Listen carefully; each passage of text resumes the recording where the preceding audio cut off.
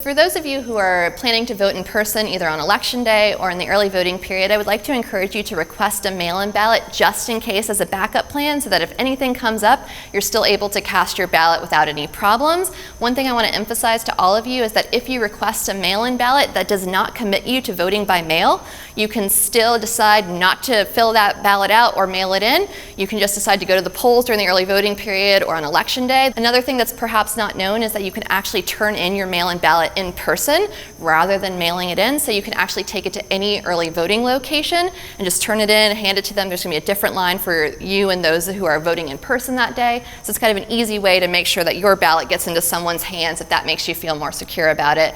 And I will note that campus will be an early voting location. The Blue Ridge Rooms in Highsmith will be a location. So if you're registered in Buncombe County, you can actually request a mail-in ballot and hand it in over in Highsmith during that period. What I would say to students who are being encouraged to vote twice, I want to emphasize that is against the law, so you should only cast your ballot once. So even if you receive an absentee ballot in the mail and decide to vote in person, if you vote in person, please don't mail in that ballot. Please tear it up in the envelope it comes with.